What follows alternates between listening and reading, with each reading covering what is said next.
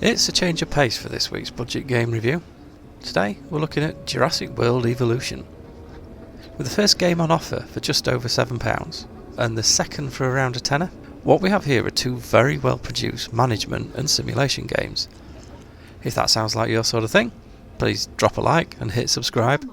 Every like helps to rehome an abandoned dinosaur, so think of it as your good deed for the day. For this review, I'm going to focus on the cheaper first game. And it gets off to a good start. I mean, more games should start like this.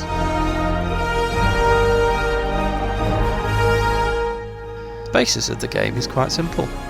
You have a series of islands. When you reach a 3-star rating on your current island, a new one will open up. Graphically, this still looks great. The environments are pretty and the dinosaurs look really good. On each island, you'll have different challenges. For example, some are really small. Some suffer from frequent storms, and some have really sneaky staff who keep sabotaging your island. Your aim is to gain a 5-star rating, which in general means lots of dinos, high-rated dinos, ample guest services such as viewing areas, toilets, shops, visitor centres, entertainment, and importantly, in fact probably most importantly, safety shelters, because if you don't have these, well,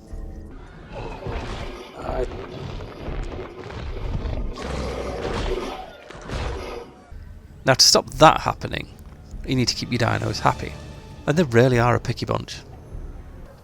They need the right amount of the right food, the right amount of space, forest cover, grassland and water. Some need company, but not too much. Some don't mix well with others, and some are just generally miserable and should never have been created. And no wonder you're extinct. Get any one of these things wrong and you'll know. You'll get a warning as you hear them attacking the fence. We're testing the fences for weaknesses. And if they get out, well... And if they do get out, you'll need to deploy your ACU to dart and transport them back to where they need to be. Remembering to get your ranger team to fix the fence first and hopefully not get themselves eaten in the process. Otherwise, well...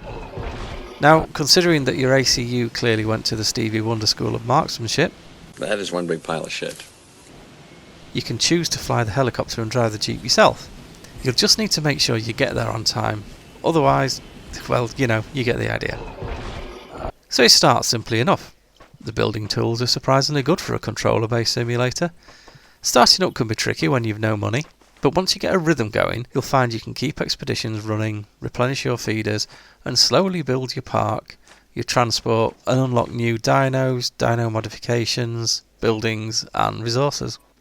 Each island has a series of tasks, which are mostly interesting, apart from the photography ones, which can be a bit of a pain. Research unlocks new features, and fossils unlock new dinos.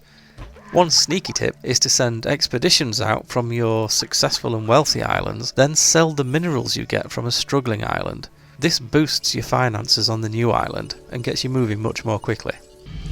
If you go for the Return to Jurassic Park edition, or DLC, you'll get Isla Nublar. No force on earth or heaven could get me on that island. And a load of new vehicles and dinos from the original 3 films.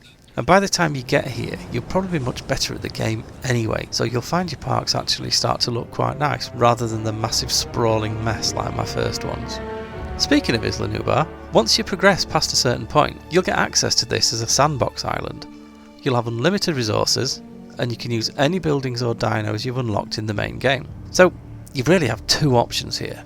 You can either build your perfect park, you can learn everything you've learnt to make everything look beautiful, or you can build a big ass arena, fill it with Indominus Rexes, give them no food, and then just sit back and wait for your champion. Maybe I'll do the first one eventually. So, I love this game. It's definitely worth £7 of your hard-earned cash, and even a bit more for the Jurassic Park edition. So you can pick Jurassic Park up now from the PlayStation Store for £7.50. This week's PS Plus games have also just dropped, thanks to DA Labs, and it's an interesting month, with Neo 2, Heavenly Bodies, and LEGO Harry Potter Collection. Now, I've never played any of these before, and I'm really looking forward to trying Heavenly Bodies, so I'll be sure to get a reactions video out there as soon as they're available. If you like this video, please like, subscribe, drop a comment, and I will see you next time.